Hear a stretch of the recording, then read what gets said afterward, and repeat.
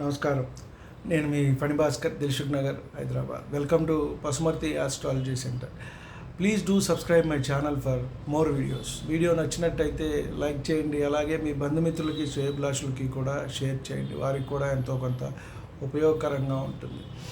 ఇంతవరకు channel subscribe చేసుకోకపోతే subscribe చేసుకోండి. నా తదుపరి వీడియోలన్నీ కూడా మీకు అందుబాటులో ఉంటాయి. ముఖ్యంగా మనం గత వీడియోల్లో పితృదేవతల ఆరాధన గురించి తెలుసుకున్నాం. మహాలయ పక్షాల గురించి కొంత తెలుసుకున్నాం. ఈ వీడియోలో అలాంటిదే మనము కర్మ సిద్ధాంతం గురించి తెలుసుకునే ప్రయత్నం చేద్దాం. భారతదేశము కర్మభూమి కాబట్టి కర్మ సిద్ధాంతము, జ్యోతిష్యము అనుసంధానంగా ఒక వీడియో చేయాలని ఎప్పటి నుంచో అనుకుంటున్నాను. కొంత మనం దీని గురించి చాలాసార్లు చాలా వీడియోస్లో చెప్పుకున్నాం. మనం చేసుకున్న పాప పుణ్య ఫలితాలు మాత్రమే ఈ జన్మలో మనం అనుభవిస్తూ ఉంటాము. కొంత పోయిన జన్మ నుంచి తెచ్చుకుంటాం. అలాగే ఈ జన్మలో కొంత చేస్తూ ఉంటాం. మిగిలింది ఏదైనా ఉంటే వచ్చే జన్మకు కూడా అది ట్రాన్స్ఫర్ అవుతుంది. కాబట్టి మనం ముఖ్యంగా ఉన్నంతలో ఎవరికి హాని చేయకుండా మంచిగా మన జీవనం సాగించుకుంటూ మనం ముందుకు వెళ్ళాలి. ఈ మానవ జన్మ అనేది ఎంతో అపూర్వమైనది. కాబట్టి ఈ జన్మ మనకి ఇచ్చినప్పుడు ఆ భగవంతుడికి సర్వదా మనం కృతజ్ఞతలు తెలుపుకుంటూ, అలాగే మన తల్లిదండ్రుల్ని ఆరాధించుకుంటూ, మనకి ఉన్న దాంట్లో మనం సక్రమంగా చేసుకుంటూ ముందుకు వెళ్ళాల్సిన అవసరం అనేది ఎంతైనా ఉంటుంది. ముఖ్యంగా మనం చూసుకుంటే మనదంతా కర్మ సిద్ధాంతం కాబట్టి మనం ఏదైతే మనం చేస్తామో అదే మనల్ని వెంటాడి మనల్ని అనుభవంలోకి తీసుకొస్తుంది. నువ్వు పుణ్యమే చేయి, నీకు పుణ్యమే వస్తుంది. నువ్వు పూర్వజన్మలో పుణ్యం చేసి పెట్టుకున్నావు, ఈ జన్మలో చూడండి వాడు ఎంతో బాగున్నాడండి, అసలు వాడికి ఎప్పుడు ఇబ్బందులే రావండి, ఎప్పుడు దుఃఖమే ఉండదండి, వాడి అన్నిట్లో ఎప్పుడు ఏదైనా కావాలంటే అప్పుడు అయిపోతుందండి, వాడికి ఏదో ఒక రకంగా ఎవరో ఒకళ్ళు వచ్చి ఆ టైంకి సహాయం చేస్తారండి అంటారు. కొంతమంది అంటూ ఉంటారు, అసలు వీడికి ఎప్పుడు ఇబ్బంది ఉండదు, డబ్బు అంటే అసలు లోటే లేదు, ఏదైనా సహాయం అంటే అట్టే జరిగిపోతుంది. ఎందుకు? వాడు చేసుకున్న పూర్వపుణ్యం అది. కాబట్టి గత జన్మ నుంచి వాడు తెచ్చుకున్న పూర్వపుణ్యం అది చేసి పెట్టుకున్నాడు బ్యాంక్ బ్యాలెన్స్. మనం ఇప్పుడు ఏం చేస్తున్నాం? డబ్బులు పెట్టుకుంటున్నాం. కాబట్టి బ్యాంకులో ఎంత ఉంది నీ దగ్గర, నగలు ఎంత ఉన్నాయి, బంగారం ఎన్ని కిలోలు ఉంది, వెండి ఎన్ని కిలోలు ఉంది, బ్యాంక్ బ్యాలెన్స్ ఎంత ఉంది, ఇళ్ళు ఎన్ని ఉన్నాయి, ఇవి మనం ఇప్పుడు చూస్తున్నది. కలికాలంలో ముఖ్యంగా మనం చూస్తున్నది ఇది. కాబట్టి ఇది కలి ప్రభావమే అనుకోండి, మన ప్రభావమే అనుకోండి. ఎందుకంటే ఆలోచన సరళి మారిపోతున్నది. చదువు వల్ల విజ్ఞానం రావాలి, అది రావట్లేదు. అది రాకపోగా నువ్వంటే నువ్వని కొట్టుకు చేస్తూ కోట్ల మెట్టు మీద కోర్టు చుట్టూ తిరిగే దంపతులు ఎంతమంది ఉన్నారు? ఒక కులం కాదు, ఒక మతం కాదు, ఒక వర్ణం కాదు, కొన్ని వందల వేల మంది నిత్యము కూడా తిరుగుతున్నారు. వివాహ వ్యవస్థ అనేది ఈ భారతదేశంలో బాగా నాశనం అయిపోయింది. ముఖ్యంగా మనం తీసుకున్నట్టయితే రాహుకేతుల ప్రభావం బాగా పెరిగిపోయింది. జ్యోతిష్యంలో మనం చూసుకున్నట్టయితే ముఖ్యంగా వీరి నుంచే మనకి పూర్వజన్మ సుకృతం అనేది ఈ జన్మకి రావటం జరుగుతుంది. వారు ఉన్న స్థానాలని బట్టి వారు ఇచ్చే ఫలితాలు అనేవి ఉంటూ ఉంటాయి. కాబట్టి ముఖ్యంగా మనం తీసుకున్నట్టయితే ఈ కర్మ ఎలా ఉంటుందయ్యా? కర్మ సిద్ధాంతం, కర్మ చేయటము, కర్మ ఇవ్వటము, కర్మ చేయటము, ఇవన్నీ చేయించేవాడు అన్నిటికీ కూడా అధికారం వచ్చేటప్పటికీ శని భగవానుడు అయితే 10వ స్థానాన్ని చూస్తాం. కానీ మనం ముఖ్యంగా ఈ రాహుకేతువుల నుంచే ఈ పూర్వజన్మ నుంచి మనం ఇది తెచ్చుకుంటాం. కాబట్టి ఈ కర్మ ముఖ్యంగా 3 రకాలుగా ఉంటుంది: సంచిత కర్మ, ప్రారబ్ధ కర్మ, ఆగామి. కాబట్టి ఈ 3 రకాలు కర్మలు ఏ విధంగా ఉంటాయి, మనం ఎప్పుడు ఇది అనుభవిస్తూ ఉంటాము అనేది మనం చూసుకున్నట్టయితే, సంచిత కర్మ అంటే మనం వెనకటి జన్మ నుంచి మనం తెచ్చుకున్నది. కాబట్టి పోయిన జన్మలో మనం చేసిన పాపపుణ్యాలే. ఎవరికో ఇబ్బంది పెట్టుంటాం, సంతానం కలగకుండా ఇబ్బంది పెట్టుంటాం, ఈ జన్మలో సంతానం కలగదు. ఎవరికో నోటి దగ్గర కూడి తీసేస్తాం కాబట్టి మనకు కూడా ఆ అన్నం అనేది దొరకదు, ఉద్యోగం అనేది దొరకదు, పని పాట లేకుండా తిరుగుతూ ఉంటారు. కాబట్టి ఇవన్నీ కూడా ఇబ్బందులే. ఎవరో దంపతుల్ని విడగొట్టిన పాపం ఉంటుంది. సో వీరికి కూడా ఏదైతే ఈ సాంసారిక సుఖాలు ఉంటాయో, వైవాహిక సుఖాలు ఉంటాయో, ఇవన్నీ కూడా ఈ జన్మలో ఉండవు. వీటన్నిటి వల్ల కూడా మనకి ఇబ్బంది అనేది వస్తూ ఉంటుంది. కాబట్టి ఆ చిట్టా పూర్తవందే ఆ జీవుడు ఆ జన్మని వదిలిపెట్టి పోడు. ఒకవేళ మనం పోగొట్టుకుందామన్నా పోదు. మొన్న ఒక వీడియోలో ఒక పెద్ద ఆయన చెప్తున్నారు. కాబట్టి కర్మ చస్తే వదిలిపెట్టదండి, అది వదిలిపెట్టదండి. మనం చేసుకున్న కర్మ అనుభవించి తీరాల్సిందే. ఆయన చెప్పినట్టు వండిన అన్నమైనా తినలేకపోతామేమో కానీ కర్మను మాత్రం అనుభవించి తీరాల్సిందే అన్నారు పెద్ద ఆయన. కాబట్టి ఈ కర్మ అనేది చస్తే పోదండి. ఒకవేళ ఈ జన్మలో మీరు మిగిలిపోయి ఉంటే వచ్చే జన్మకు కూడా అది మీకు ట్రాన్స్ఫర్ అయ్యి తీరుతుంది. కాబట్టి ఈ సంచిత కర్మ మనం ఎప్పుడైతే ఈ శరీరం వదిలిపెట్టి మరొక శరీరాన్ని దాల్చినా కూడా మనం అందుకే రాశి చక్రంలో చూస్తూ ఉంటాం, రాహుకేతువులతో గ్రహాలు కలిసి ఉన్నాయా అండి చూడండి, విడిగా ఉన్నాయా చూడండి అని చెప్తూ ఉంటాం.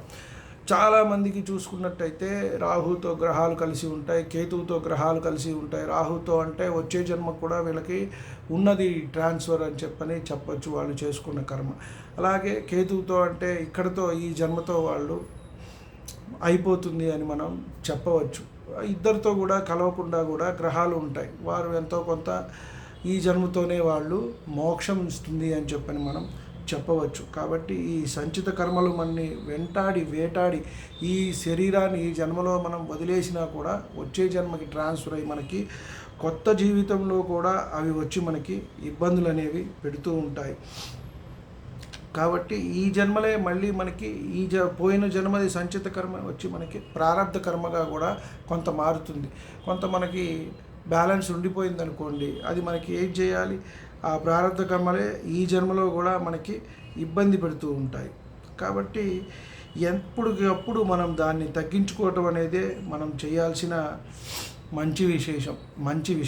మంచిగా ఉండటం, నలుగురితో మంచిగా ఉండటం, ఎవరితోనూ నీకు పడట్లేదు హాయిగా దైవనామ స్మరణ చేసుకోవటం అనేది ఎంతైనా మంచిది. ఇది కలికాలం కాబట్టి ఎంత చెప్పినా కూడా మనసు లగ్నం అవ్వదండి. కాబట్టి నిత్యం ఏదో ఒక స్మరణ, నీ కృష్ణుడి ఇష్టమా కృష్ణుడిని పూజించుకో, శివుడి ఇష్టమా శివుడిని పూజించుకో, అమ్మవారి ఇష్టమా అమ్మవారి నామస్మరణ చేసుకుంటూ ఉండాలి. కాకపోతే ఎందువల్ల ఫోన్ ఉంది, ఫోన్ చూసుకుంటూ ఉంటే పలు విధాలుగా ఉంటాయి. ఎవరితో మాట్లాడటం, వాళ్ళు ఏదో చెప్తారు, మళ్ళీ అక్కడి నుంచి వాడట్ట అన్నాడు వీడిట్ట అన్నాడని వాడి మీదకి వెళ్ళిపోవటం, ఇట్లా రకరకాలుగా జరుగుతూ ఉంటుంది. కాబట్టి మనం అన్నీ కూడా వాళ్ళని అనేసేసి మళ్ళీ అదంతా మనం కూడబెట్టుకోవటమే అవుతుంది.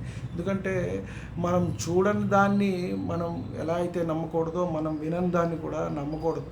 ఎందువల్ల అంటే అక్కడ మారి చెవులు మారి అది వచ్చేటప్పటికి ఇంత అయిపోతుంది, 100 కాస్త 0 అయిపోతుంది, లేదా 1 ఉంటే దానికి 10 యాడ్ అయిపోతూ ఉంటుంది.